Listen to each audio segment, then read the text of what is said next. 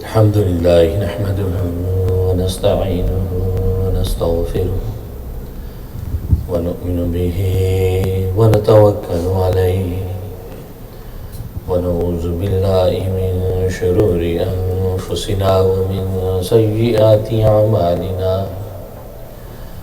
من يهده الله فلا مضل له ومن يضلل فلا هادي له ونشهد أن لا إله إلا الله وحده لا شريك له ولا نظير له ولا مثل له ولا مثال له ونشهد أن سيدنا وسندنا وشفينا وشفيع أمرنا وحبيبنا وحبيب ربنا ومولانا محمدا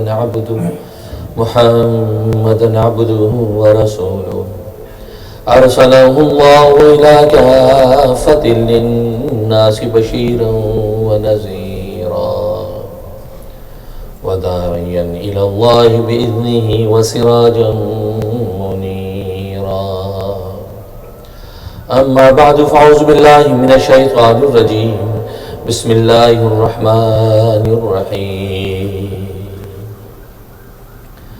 قد أفلح من تزكى وذكر اسم ربه فصلى بل تؤثرون الحياة الدنيا والآخرة خير وأبقى إن هذا لفي الصحف الأولى صحف إبراهيم وموسى.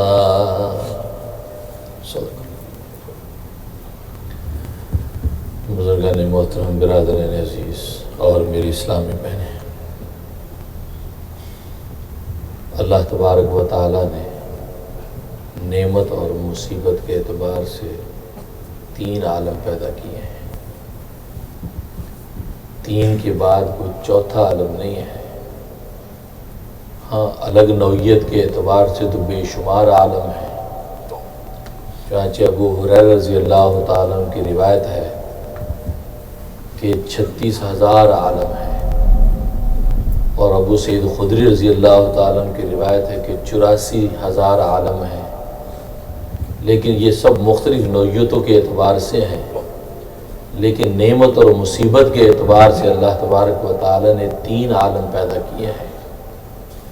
ایک تو وہ عالم ہے کہ جہاں نعمت ہی نعمت ہے، وہاں خیر ہی خیر ہے، خوشی ہی خوشی ہے، راحت ہی راحت ہے، وہاں پر شر اور تکلیف کا کوئی شائبہ نہیں ہے.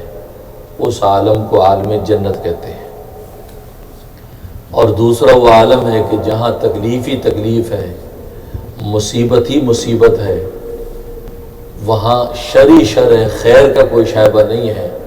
اس عالم کو عالم جہنم کہتے ہیں. اور تیسرا وہ عالم ہے کہ جہاں جنت کسی نعمتیں بھی ہیں اور جہنم کسی تکلیفیں بھی ہیں، اس عالم کو عالم دنیا کہتے ہیں. یہ تین عالم اللہ تبارک و تعالی نے پیدا کیے ہیں، اور عالم دنیا کو آزمائش بنا دیا ہے. عالم دنیا کو دارالابتلاء اور دارالامتحان بنا دیا ہے کہ یہاں ایک مختصر وقفے میں لوگ رہ کر یہ فیصلہ کر لیں کہ ہم ہمیشہ ہمیشہ کی خوشی کے عالم میں ہمیں جانا ہے، یا ہمیشہ ہمیشہ کی تکلیف والے عالم میں جانا ہے، جنت کی راہ میں اختیار کرنی ہے یا جہنم کے راستے پہ پڑنا ہے. تو دنیا میں رہ کر وہ یہ فیصلہ کر لیں. اس فیصلے کے مطابق اللہ تبارک و تعالی کل روز قیامت کے اندر ان کو جنت یا دوزخ میں داخل کر دیں گے. اور اس ادراک کے لیے کہ دنیا کے اندر نعمتوں کا لطف انسان محسوس کرے اور دنیا کے اندر تکلیفوں کی پریشانی انسان محسوس کرے، انسان میں اللہ تبارک و تعالی نے دو خاصیتیں رکھی ہیں، دو خوبیاں انسان کے اندر رکھی ہیں. ایک امن و اطمینان کی کیفیت انسان کے اندر رکھی ہے، اور دوسری خوف اور دہشت کی کیفیت رکھی ہے. امن و اطمینان کی کیفیت کی وجہ سے انسان جنت کی سی نعمتوں کا لطف اٹھاتا ہے، اس لطف کا مزہ محسوس کرتا ہے، ان نعمتوں سے راحت حاصل کرتا ہے، اس راحت کا ادراک کرتا ہے، اور خوف و دہشت کی وجہ سے انسان جہنم کی سی جو تکلیفیں اس کی پریشانی محسوس کرتا ہے، اس کی تکلیف محسوس کرتا ہے۔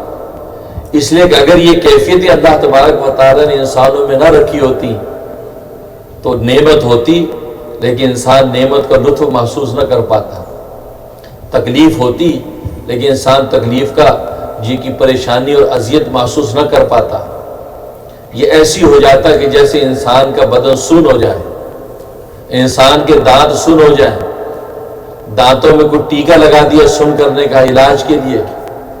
اب اگر انسان لذیذ کھانا کھا رہا ہے، اس کو کھانے کے لطف کا کوئی احساس نہیں ہوتا، کوئی چیز ہے جو نگل رہا ہے، اس کو قوت ذائقہ اس کی چونکہ مفلوج ہو گئی ہے، اب ذائقے کا لطف اس کو محسوس نہیں ہو رہا۔ ہاتھ سن ہو گیا ہے، اس ہاتھ میں سوئیاں لگا رہے ہیں، سوئیاں مار رہے ہیں، اس کو سوئی کی کوئی تکلیف محسوس نہیں ہو رہی کیونکہ وہ سن ہے۔ تو اگر یہ کیفیتیں اس کے اندر بیدار نہ ہوتی تو یہ جنت کی سی نعمتیں اور جہنم کی سی تکلیفوں کو محسوس نہ کر پاتا۔ اس لیے اللہ تبارک و تعالیٰ نے یہ دونوں چیزیں اس کے اندر رکھی ہیں۔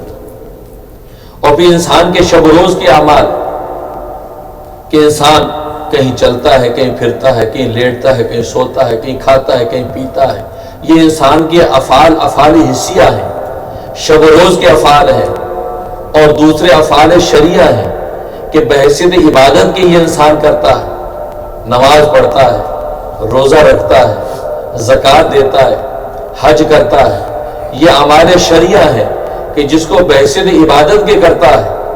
تو دونوں طرح کے اعمال میں اللہ تبارک و تعالیٰ نے اس کو ہدایات دے دی ہیں کہ اعمال شریعہ میں تو میری ہدایت پہ تجھے چلنا ہی ہے، تو لیکن جو اعمال حسیہ جو تمہارے ذاتی اعمال ہیں اٹھنے بیٹھنے کے، اس کے اندر بھی ایک قاعدہ ہدایت کا منشور موجود ہے، تمہیں اسی کے مطابق اس زندگی کو گزارنا ہے۔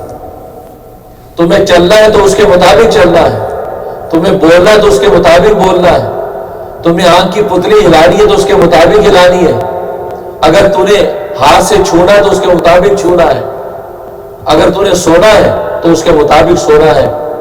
اس کے لیے اللہ تبارک و تعالیٰ نے محمد مصطفیٰ احمد مجتبیٰ صلی اللہ علیہ وسلم کی ذات کو نمونہ بنا دیا کہ دیکھو یہ اپنے ذاتی زندگی کے احوال میں کس طرح چلتے ہیں، کس طرح بولتے ہیں، کس طرح اٹھتے ہیں، کس طرح سوتے ہیں، کس طرح جاگتے ہیں، کس طرح اپنے رب کو یاد کرتے ہیں، کس طرح اس کی مخلوق کی فکر کرتے ہیں۔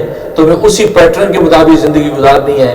اگر تم نے ان کے مطابق زندگی گزاری، تمہارے اعمال حسیہ بھی اسی شریعت کے پابند رہے اور تمہارے اعمال شریعہ بھی اسی سنت کے پابند رہے، تو پھر تم دنیا میں بھی راحت اور جنت کا لطف اٹھاؤ گے، اور آخرت میں بھی اللہ تبارک و تعالیٰ جنت اور رضا کا فیصلہ کر دیں گے۔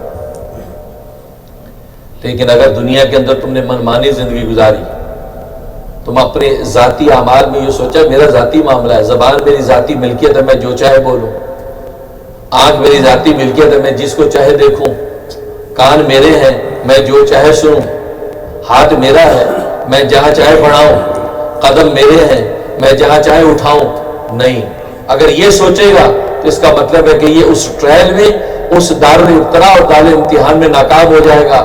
اس لیے کہ اللہ تبارک و تعالیٰ نے اس کو جو کچھ عطا کیا اس کا ذاتی نہیں ہے، بلکہ اللہ تبارک و تعالیٰ نے عاریت اس کو دیا ہے، اس کو برتنے کے لیے، استعمال کرنے کے لیے دیا ہے، اور استعمال کرنے کے ساتھ ظاہر ہے کہ مالک کچھ استعمال کی شرائط لگاتا ہے کہ بھئی تمہیں اس طرح استعمال کرنا ہے۔ آپ کسی کو گاڑی دیتے ہیں استعمال کے لیے، آپ اپنی گاڑی کے لیے شرائط لگاتے ہیں کہ یار دیکھو ذرا زیادہ تیز نہیں چلانا، سپیڈنگ نہیں کرنا، یار اس کے جو ہے وہ ٹائر کی ہوا چیک کرتے رہنا، ریڈیٹر میں پانی دیکھ لینا، بھائی یوں کرنا، ساری انسٹرکشن دے رہے ہیں کیونکہ مالک آپ ہے، وہ استعمال کر رہا ہے۔ اسی طریقے سے مالک اللہ ہے ہماری جسم و جان کا۔ اگر ہم اپنی جسم و جان کے مالک ہوتے تو دنیا میں کوئی انسان کبھی مرتا نہ۔ ہم مرتے کیوں ہیں؟ اس لیے مرتے ہیں کہ یہ حیات کے ہم مالک نہیں ہیں۔ مالک ہوتے تو کون مرنا چاہتا ہے؟ دنیا میں کوئی مرنا نہیں چاہتا۔ تو پھر یہ جب ہماری ذاتی ملکیت ہوتی جان تو کوئی نہ مرتا، یہ دولت ہماری ذاتی ملکیت ہوتی تو کبھی کوئی غریب نہ ہوتا، کیونکہ کوئی امیر غریب نہیں ہونا چاہتا۔ معلوم ہوا کہ کوئی اور ذات ہے جو یہ تصرف کر رہی ہے، اس سے مال چھین کے اس کو دیتی ہے، اس کی جان نکال لیتی ہے، نئے کو پیدا کر دیتی ہے، یہ کوئی اور ذات ہے جو تصرف کر رہی ہے. وہ ہماری جان کی بھی مالک ہے, ہمارے مال کی بھی مالک ہے, ہماری اولادوں کی بھی مالک ہے. اگر اولادوں کے ہم مالک ہوتے تو پھر ہماری اولادوں میں سب کی سب اولادیں نیک صالح ہوتی, سب کی سب اولادیں کامیاب ہوتی, سب کی اولادیں مالدار ہوتی, اور کسی کی اولاد کبھی نہ مرتی, کسی کی اولاد کبھی بری نہ ہوتی, کیونکہ اس کی ملکیت ہے اور ملکیت کے مطابق اپنی مملوک میں تصرف کرتا. معلوم ہے کہ اولادوں کے ہم مالک نہیں ہے, کوئی اور ذات ہے جو ہماری اولادوں میں تصرف کرتی ہے, ان کو بچپن سے جوانی میں ملاتی ہے, جوانی سے بڑھاپے میں لاتی ہے, بڑھاپے سے پھر موت کی منزل کو طے کراتی ہے, پھر ان کے اندر جو خوبیاں صلاحیتیں پیدا وہ کرتی ہے, اس پر جو سعادت یا نحوست کے فیصلے وہ کرتی ہے. ہمارے ہاتھ میں کچھ نہیں, ہم ایک ذریعہ اور سبب ہے, ذریعہ اور سبب اختیار کرنا ہمارا کام ہے. اب اس کے بعد فیصلے کے منتظر ہونا ہمیں ہے کہ اس رب کائنات نے ہمارے لیے کیا فیصلہ کیا. اس لیے اللہ نے اس کو امتحان گاہ بنا دیا اس دنیا میں, اور امتحان اللہ تبارک و تعالیٰ مختلف موقعوں پہ لیتے رہتے ہیں. سونے کے وقت امتحان لیتے ہیں کہ یہ سوتا ہے تو کس کو یاد کرتا ہے, کہتا ہے بسم اللہ اللہم بسمک اموت و احیا, اے اللہ میں تیرے نام سے مرتا ہوں اور تیرے نام سے جیتا ہوں. اس لیے کہ نیند بھی موت کی بہن ہے, مرا اور سویا برابر ہے, مرے ہوئے کو کچھ احساس نہیں ہے ادھر کا. تو گویا کہ وہ مر گیا تو وہ یہ کہتا ہے کہ اللہ تیرے نام پہ مرتا ہوں اور تیرے نام پہ جیتا ہوں, اس لیے کہ تو ہی مجھے زندگی عطا کرتا ہے اور تو ہی میری موت کا مالک ہے. اللہ ذی خلق الموت والحیات, اس لیے کہ وہی اللہ کی ذات ہے کہ جس نے موت کو بھی پیدا کیا ہے, جس نے حیات کو بھی پیدا کیا. کیوں؟ لیبلوکم ایکم احسن عملا, تاکہ وہ جانچے, تاکہ وہ امتحان کرے, تاکہ وہ یہ ٹرائی کرے تمہارا کہ تم میں سے کون ہے جو حسن عمل کرے گا, تم میں سے کون ہے جو اچھا عمل کرے گا, تم میں سے کون ہے جو آنکھ کا صحیح استعمال کرے گا, تم میں سے کون ہے جو کان کا صحیح استعمال کرے گا, تم میں سے کون ہے جو صحیح جگہ پر قدم اٹھائے گا, تم میں سے کون ہے ہاتھ صحیح جگہ پر بڑھائے گا. یہ ہم یہ دیکھیں گے, یہ جانچیں گے.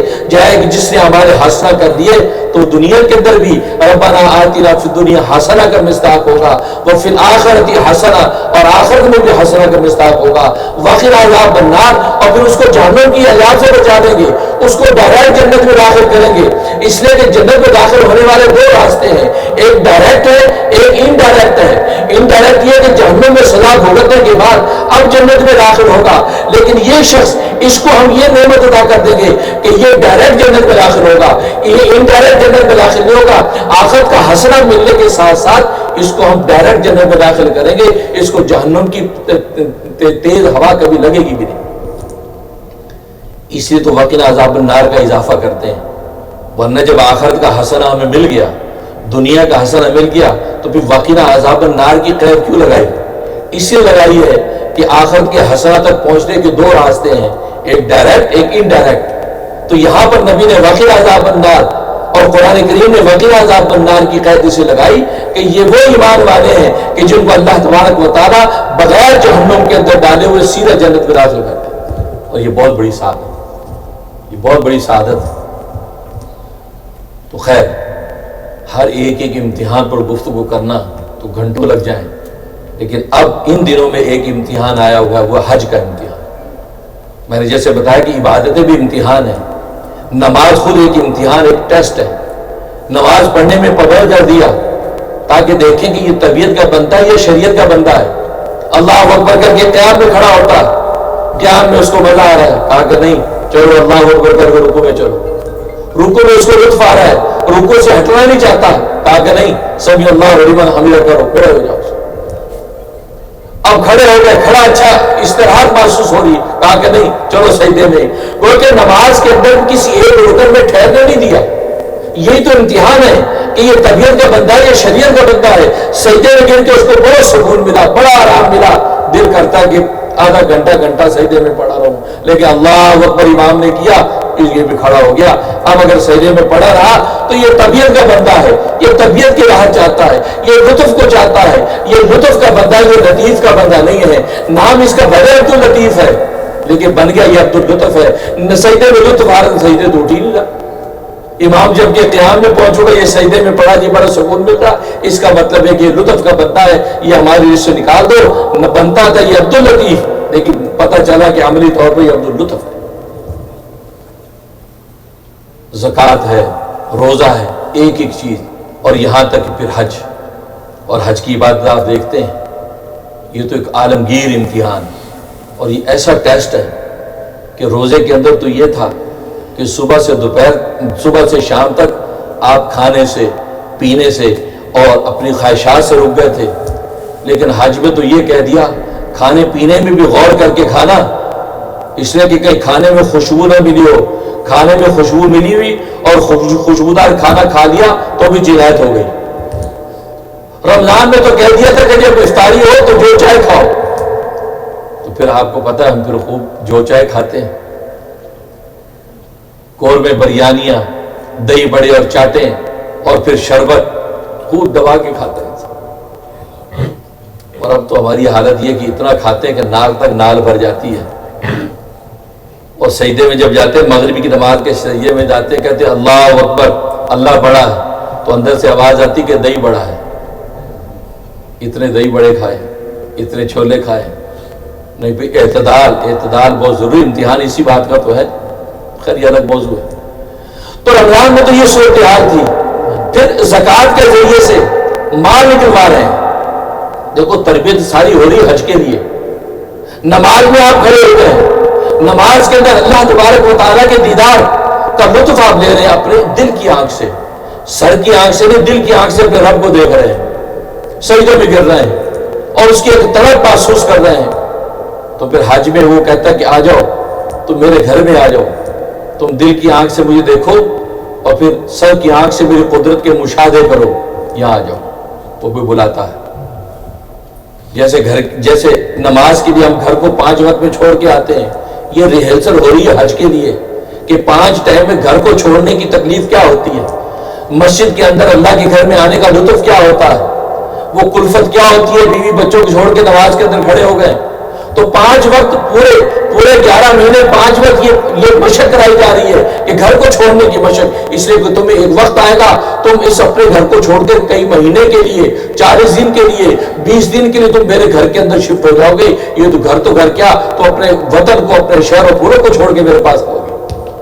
تو یہ ریہرسل ہوتی ہے 5 وقت باجماعت نماز کی، اس لیے تاکید ہے جماعت کے ساتھ نماز پہنچو، تاکہ تمہیں محسوس ہو کہ گھر کو چھوڑنے کی تکلیف کیا ہے، اور اس تکلیف پر خدا دل کی راحت کیا عطا کرتے ہیں۔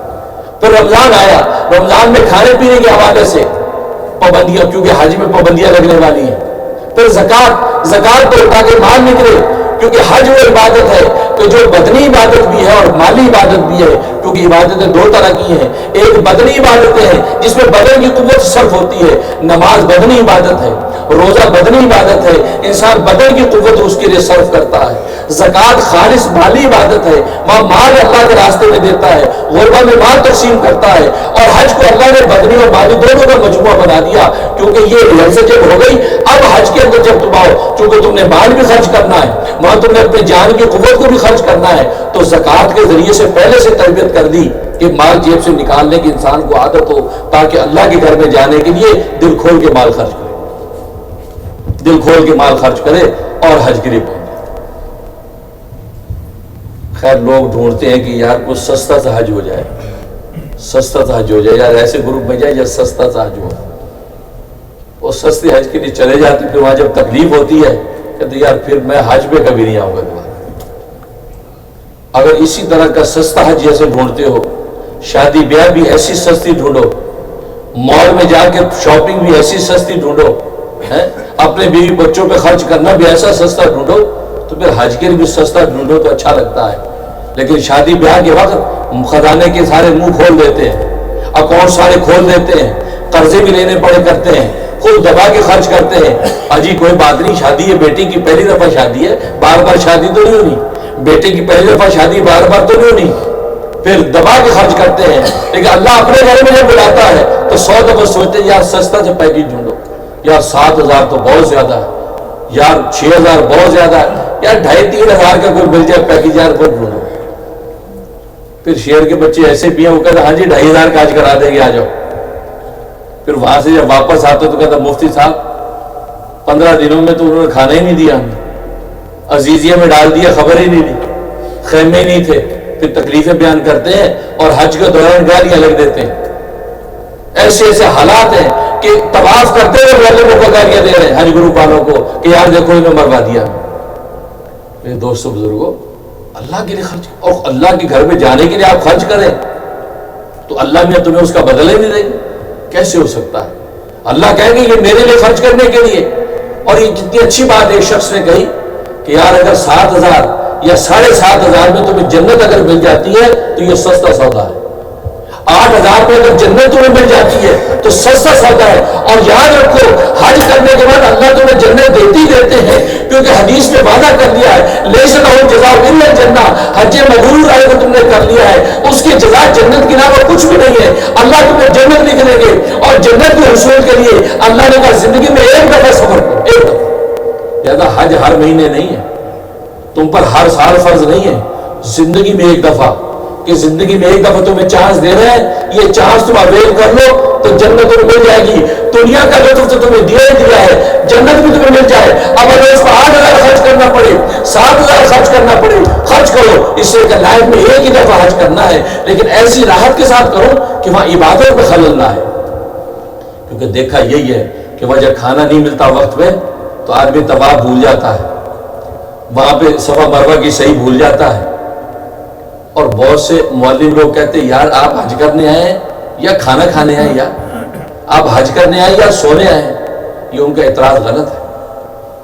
یاد رکھو حج کرنے والا حج ہی کرے گا، لیکن اس کو کھانے اور سونے یہ دو آرام اگر نہیں ملیں گے تو اس کے حج میں خلل آئے گا.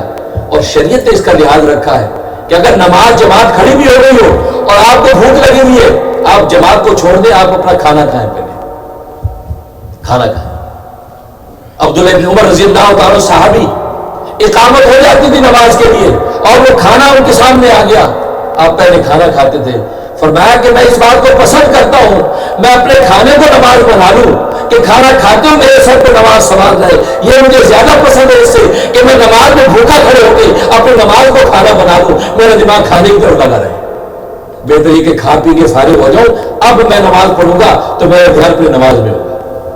اس لیے حدیث میں فرمایا پیشاب کا تقاضا ہو، آپ پیشاب سے پہلے فارغ ہو جائیں. آپ کی جماعت جاتی جانے دیں، آپ کی رکعت جاتی جانے دیں، آپ اپنے قضا حج فارغ ہو کے اچھا وضو کر کے اب نماز میں آئیں. اگر جتنا حصہ مل گیا ورنہ آپ یکسوئی سے اپنی نماز اختیار کریں. اس لیے کہ اگر اس حالت میں آپ نماز پڑھیں گے تو آپ کی نماز قضا حاجت بن جائے گی. لیکن قضا حاجت میں ہوگے تو آپ کے سر پہ نماز سوار ہوگی تو وہ عمل اللہ تبارک و تعالی نماز کے زمرے میں لکھیں گے.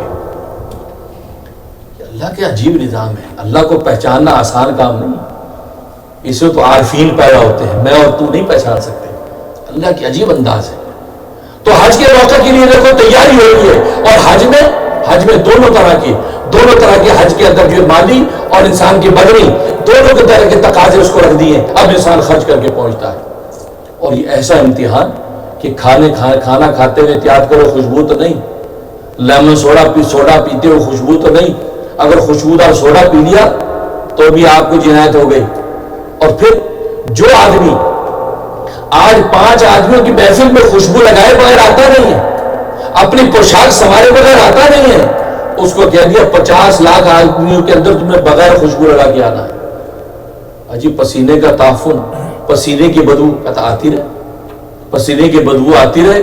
ہم نے تو تمہیں اسی حال میں دیکھنا ہے کہ 2 انسلی چادریں لپیٹ کیا، 2 انسلی چادریں لپیٹ کیا اور تیرے بدن میں پسینہ پھوٹ رہا ہے، اس کی بدبو آ رہی ہے، مٹی پڑی ہوئی ہے، گرد پڑی ہوئی ہے. اس حال میں تجھے ہم دیکھنا چاہتے ہیں کہ تجھے ہم سے محبت ہے، عشق ہے کہ نہیں، تاکہ پتہ چلے عاشقوں کا حلیہ بنا کے آیا ہے، لہذا اس کا نام سچے عاشقوں میں لکھ دو. تو وہاں پر تو آپ کو انڈر ویئر پہننے کی بھی اجازت نہیں. بہت سے لوگ ہمارے پاس آتے حضرت کبھی لنگی باندھی نہیں ہے، انڈر ویئر پہن لیں کہ 50 لاکھ آدمی لنگی گر گئی اور طواف کرتے لنگی گر گئی تو حضرت یہ تو بڑی شرم کی بات ہے، ہم انڈر ویئر پہن لیں. کہا کہ نہیں، اللہ اس کے رسول نے اس کی اجازت نہیں. آپ اسی طرح لنگی باندھ کے آئے، انڈر ویئر کی بھی اجازت نہیں ہے. دیکھیں یہ طبیعت کا بندہ ہے، یہ شریعت کا بندہ ہے. اگر نادانستہ کھول کے تو کوئی بات نہیں، پھر باندھو، کوئی بات نہیں، پھر باندھو. اور اللہ کے گھر کا طواف تو مشرکین مکہ ویسی ننگا کیا کرتے تھے، لیکن شریعت نے سطر کو واجب کیا. سطر چھپانا واجب ہے، فرض ہے، لہذا سطر کی وجہ سے آپ کو لنگی کی اجازت دے دی ہے، ورنہ تو سارے بھار آپ کو اٹھا دیے. اور گردن سر کی چادر تو آپ ویسے ہی اوپر رکھتے، سر پہ بھی پوشاک نہیں ہے، سر پہ بھی تاج نہیں ہے، سر پہ بھی امامے نہیں، امتحان۔ پھر طواف کا وقت آیا ہے، طواف کرنے کے وقت میں آپ کہتے ہیں جی عورتیں بھی ساتھ طواف کر رہی ہیں، نہیں جی نہیں، ہم تو عورتوں کے ساتھ نہیں کر سکتے، یہ تو کندھا لگ جائے گا، عورت گزرے گی اس کی خوشبو آئے گی، آپ حالات میں عورت پاس سے گزرے، حکم ہے کہ آپ اپنا سانس بند کر لیں تاکہ اس کی مہک آپ کو نہ آئے، وہ گزر جائے اب آپ سانس لیں، اور وہاں تو ساتھ عورت سے کندھے سے کندھا لگ رہا ہے، نہیں جی مفتی صاحب ہم تو نہیں کرتے آج، ہم تو اس وقت کریں گے جب عورتیں نہ ہوں۔ اللہ کے بھی تو یہ کر سکتے تھے کہ دن میں عورتیں طواف کریں، مرد رات کو طواف کریں، کر سکتے تھے، لیکن نہیں، یہ میرا گھر ہے، یہ قانون بنانے والا میں ہوں، قانون توڑنے والا میں ہوں، طبیعت اور شریعت کے امتحان لینے والا میں ہوں، دیکھو کون ہے جو میری شریعت پر چلتا ہے اور کون ہے جو اپنی طبیعت پر چلتا ہے، آؤ تو اسی حال میں یہاں پر طواف کرو گے۔ ہاں احتیاط تمہاری ذمہ داری ہے، احتیاط کرنا تمہاری ذمہ داری، اگر میرے گھر میں آ کے تم نے کوئی بے ادبی گستاخی کی تو پھر یاد رکھو پھر میں تمہاری خبر ہوں۔ لکھا ہے کہ ایک شخص طواف کر رہا ہے، اس کی آنکھ کے اوپر پٹی بندھی ہوئی ہے اور کہہ رہے اے اللہ مجھے معاف کر دے، اے اللہ مجھے معاف کر دے، ایک ہی جملہ۔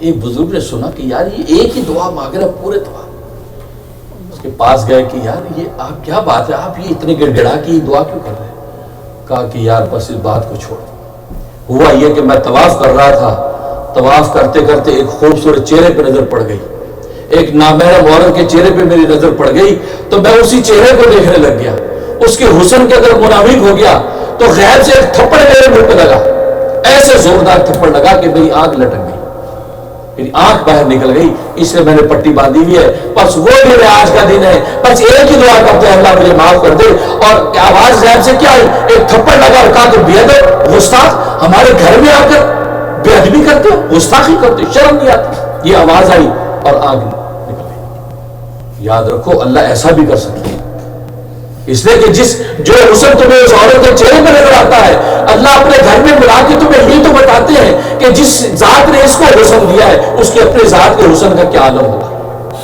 جس نے ساری کائنات میں حسن بانٹے ہیں اس ذات کے حسن کا کیا عالم ہوگا، جس نے ساری کائنات کو مٹھاس بانٹی ہے اس کے اپنے مٹھاس کا کیا عالم ہوگا۔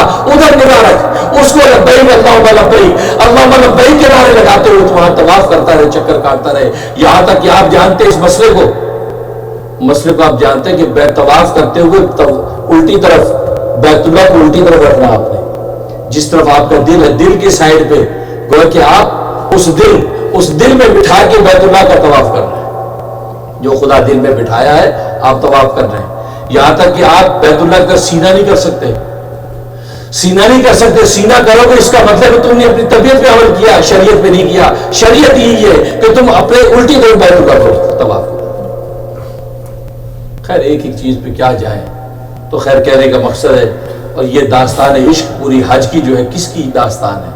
یہ ابراہیم خلیل اللہ علیہ السلام کی عشق کی داستان، جس کو حکم ہو گیا کہ اپنے بیٹے کو ذبح کر دے، ملک شام میں ہیں، بیٹے کو ذبح کرنے کا خواب دیکھ رہے ہیں، صبح اٹھے ہیں سوچ رہے ہیں کہ یار یہ میں نے کیا دیکھ لیا، اور یہ 8 ذی الحجہ کی رات تھی، 8 ذی الحجہ تھی، آپ ملک شام سے براق کے ذریعے سے آتے تھے، صبح فجر کے بعد دوپہر میں پہنچ جاتے تھے مکہ، یہاں حاجرہ اور اسماعیل کے ساتھ وقت سپینڈ کرتے، پھر قید کرنے کے بعد دوپہر کے بعد واپس ملک شام براق کے ذریعے سے جاتے تھے، شام کو ملک شام پہنچ جاتے اور شام رات وہیں گزارتے، کہ وہاں آپ کی زوجہ پہلی زوجہ حضرت سارہ ہیں، حضرت سارہ علیہ السلام کے ساتھ گزارتے۔ 8 ذی الحجہ کی رات یہ خواب دیکھ رہے ہیں کہ حکم ہو رہا ہے کہ اپنے بیٹے اسماعیل کو ذبح کر دے، جو اسماعیل کتنی منتوں مرادوں دعاؤں کے بعد ملا، جب 8 سال کا ہوا، 8 سال کا خوبصورت معصوم بچہ، فرمایا کہ حکم ہو گیا کہ ذبح کرو۔ اور آپ نے کبھی یہ سوچا کہ خواب میں حکم دے دیا، پیغمبر تھے وہی نازل کر دیتے کہ بیٹے کو ذبح کر، خواب میں کیوں حکم دیا؟ میرے دوستوں بزرگوں، وہی امتحان والی بات ہے، اللہ امتحان لے رہے ہیں کہ دیکھو ابراہیم کرتا کیا ہے۔ اگر واقعی دل سے یہ میرا عاشق ہے، میرا خلیل ہے، تو پھر یہ یہی سوچے گا جی چھوڑیے خواب ہے، خواب کا کیا اعتبار، چھوڑو۔ اللہ نے اس کو آپشن دیا ہے کہ کل کو یہ سوچ کے کہ یار خواب تھا، وہ کون سا وہی قطعی آئی تھی، بچ سکتا ہے۔ اگر سچا عاشق ہوگا تو یہ خواب کو قطعی سمجھ کر اس پر عمل کرے گا، اس لیے خواب آیا، ورنہ وہی بھی تو آ سکتی تھی، وہی آ جاتی، ابراہیم کو تو آپشن نہیں تھا، وہی آ گئی، اب تو کرنا ہی، لیکن اندر کا نہ پتہ چلتا اللہ کو تو پتا تھا، لیکن مجھے اور آپ کو پتا نہ چلتا کہ ابراہیم اندر سے واقعی سچا عاشق تھا یا کچا عاشق تھا. اس لیے خواب آیا. سارا دن سوچ رہے ہیں کہ یار یہ کیا. اس لیے آپ جانتے ہیں یوم ترویہ، 8 ذی الحجہ کو یوم ترویہ کہتے ہیں. ترویہ کا معنی سوچنا، یہ سوچنے کا دن ہے. اس لیے آپ سوچتے رہے کہ یار یہ کیا خواب میں نے دیکھا بیٹے کو ذبح کرنے کو. اگر آگے 9 ذی الحجہ کی رات آ گئی، جب یہ رات گزری ہے 9 ذی الحجہ کی رات، 9 ذی الحجہ کی رات آئی، اس رات کے اندر خواب دیکھے پھر حکم ہوا ذبح کر. صبح اٹھے تو آپ کو شرح صدر ہو گیا، آپ کو معرفت الہی حاصل ہو گئی کہ ہاں یہ اللہ کا ہی حکم ہے کہ اسماعیل کو ذبح کیا جائے. اس لیے اس دن کو یوم عرفہ کہتے ہیں. آج یوم عرفہ منایا گیا. وہاں حج میں یوم عرفہ حج منایا گیا. حج یوم عرفہ ہی حج کی بنیاد اور خلاصہ. اور یوم عرفہ کیوں کہتے ہیں؟ عرفہ میں نے پہچاننے کا دن. آج کے دن پہچاننے کا دن تھا. آج ہی ابراہیم کو یہ پہچان حاصل ہو گئی تھی، یہ معرفت حاصل ہو گئی کہ یہ خواب اللہ کی طرف سے ہے، یہ شیطان کا کوئی تصرف اس میں نہیں ہے، لہذا مجھے اسماعیل کو ذبح کرنا ہے. اس لیے اس کو یوم عرفہ کہتے ہیں. آج اس نے ارادہ کر لیا کہ مجھے اسماعیل قربان کرنا ہے. اور سچا جب ارادہ ہوتا ہے تو اللہ اس سچے ارادے کو عبادت میں لکھ دیتے ہیں. اس لیے آج کا دن سب سے اہم دن ہے. اور پھر اس کے بعد یوم نہر. اب یوم نہر میں آپ نے تیاری باندھی اور اسماعیل کو ذبح کرنے کی تیاری شروع ہو گئی. اور وہ تفصیلی واقعہ اس میں جانا مقصد نہیں ہے. مقصد امتحان کہ دیکھو یہاں بھی ابراہیم کا امتحان لیا ہے. اور یہ 3 نفوس قدسیاں ہیں، ابراہیم خلیل اللہ، اسماعیل ذبیح اللہ اور حضرت ہاجرہ. یہ 3 کے جو داستان عشق نے دہرائی تھی، اس پوری داستان عشق کو اللہ نے حج بنا دیا. ہاجرہ جس صفا مروہ میں دوڑی، اللہ نے اس کو حج کا رکن بنا دیا. جہاں پر زمزم کا کنواں، وہاں ایڈیا لگی پیغمبر کی.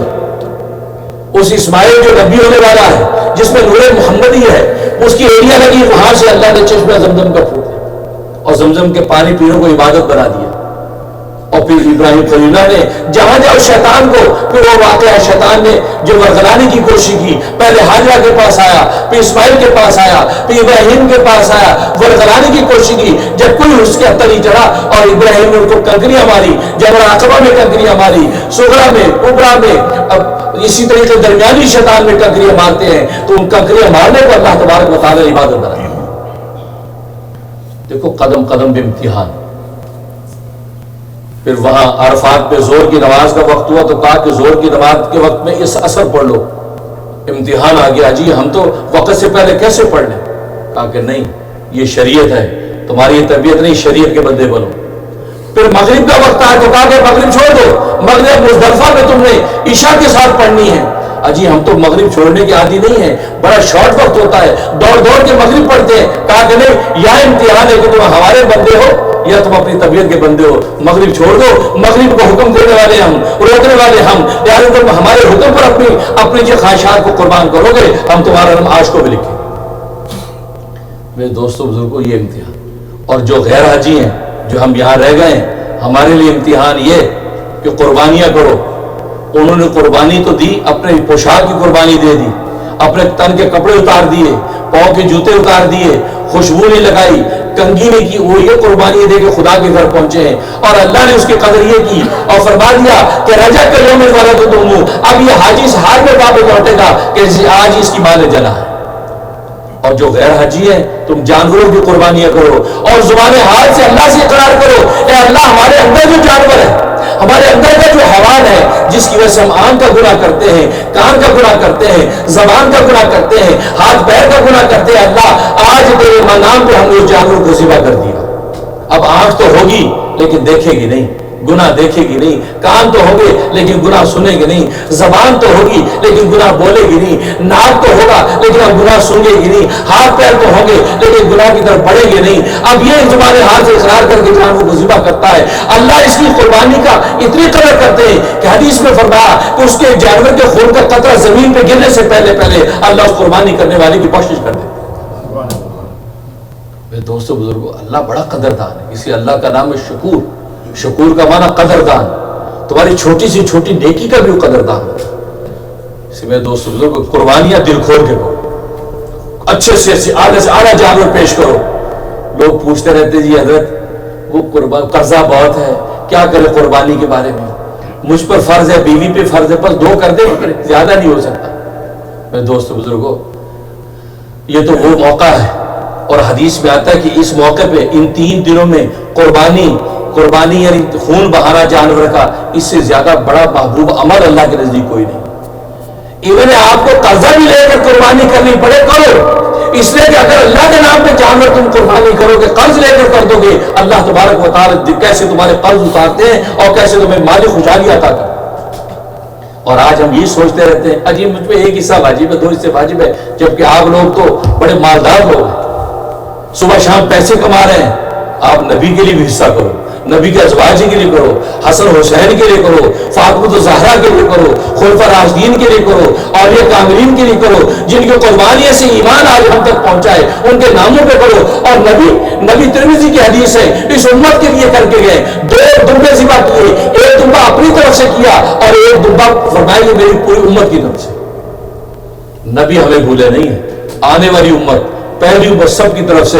اور علی سے وصیت کی، علی میں جب دنیا سے چلا جاؤں میرے بعد تم 2 دمبے کرتے رہنا اور ایک دمبا تم میری امت کی طرف سے ذبح کرتے رہنا۔ نبی ہمارے لیے کر رہے ہیں اور ہم نبی کے نام پہ قربانی نہ کریں؟ نہیں، بڑے دکھ کی بات ہے، بڑے دکھ کی بات ہے۔ چن چن کے نام لے کے کرو، ابو بکر کے لیے کرو، عمر کے لیے کرو، ایک گائے کر دو۔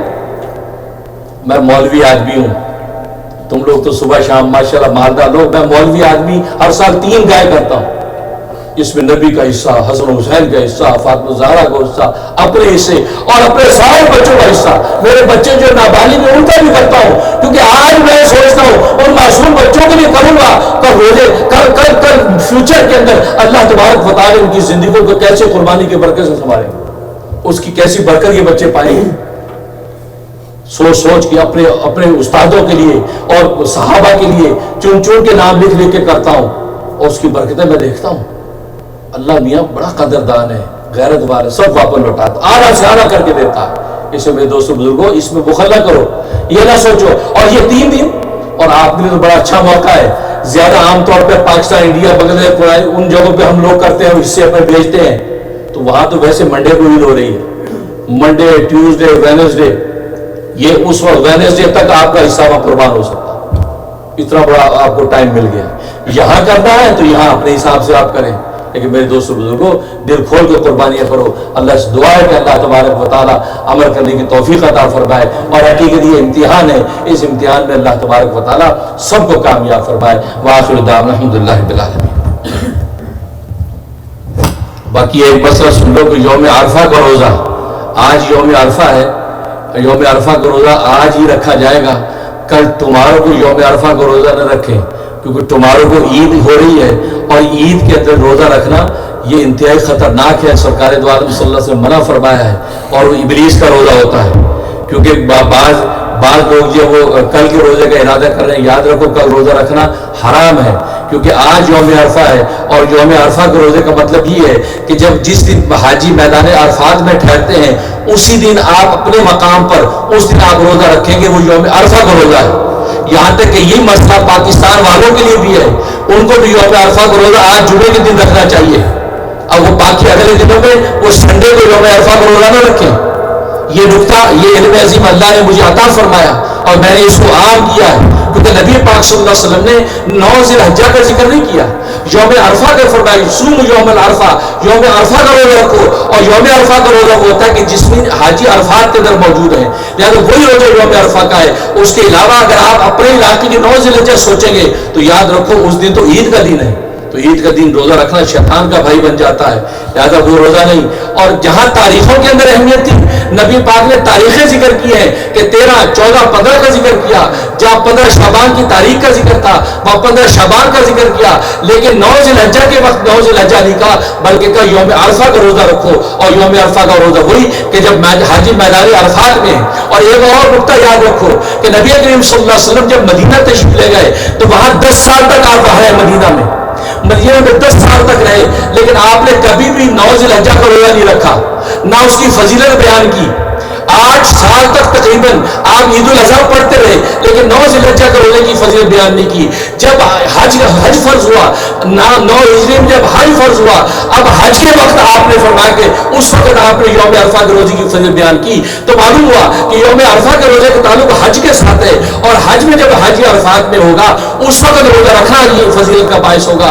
9 ذی الحجہ کی تاریخ کے ساتھ اس کا تعلق نہیں. ہاں اس تاریخ کے ساتھ تعلق ہے جو مکہ کے اندر اگر 9 ذی الحجہ ہے وہ 9 ذی الحجہ مراد ہے.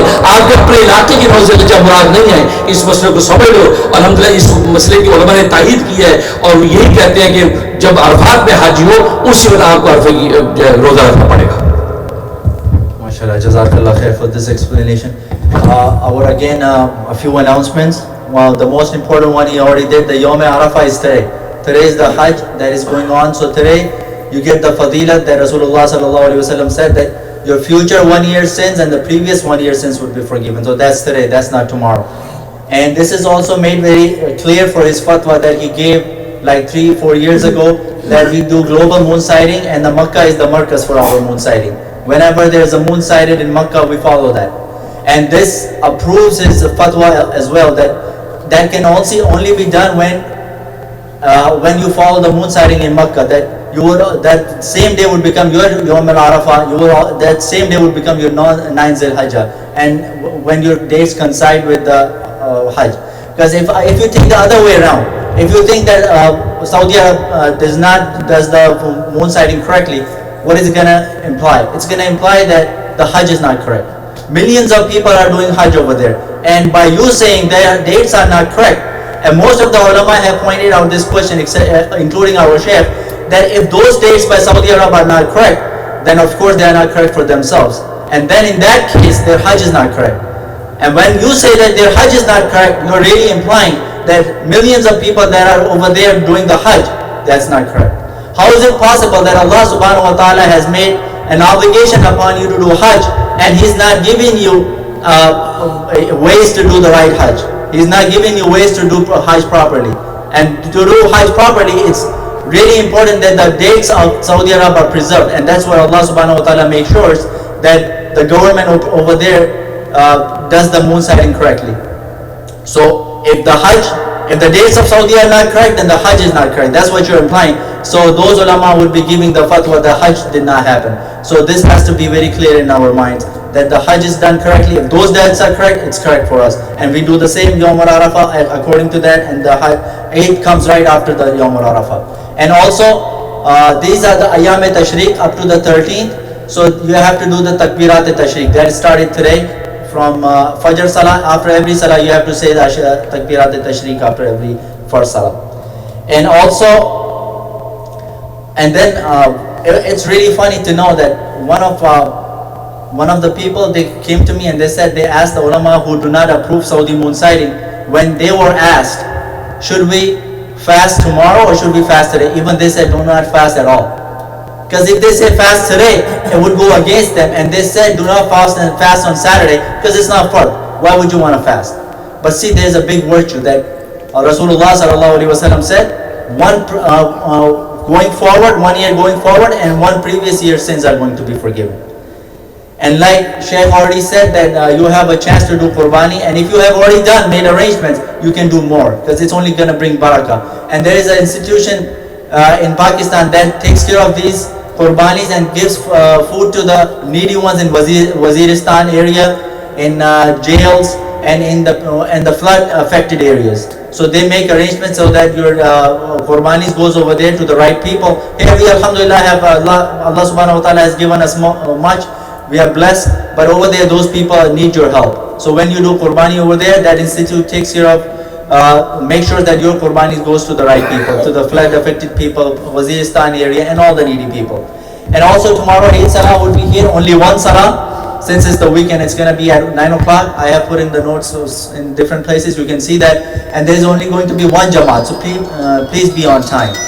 And if you want to give your portions for Qurbani, if you one portion in a cow would be $100, and if you want to do a goat, it's $180. So whatever you decide, you can give me your name, so you can give Brother Yasir your name.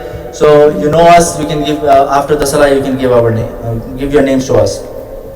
And also, please donate generously for the masjid. There's a lot of bills, there's a lot of things that need to be paid to keep the doors open for you. Pay generously, and especially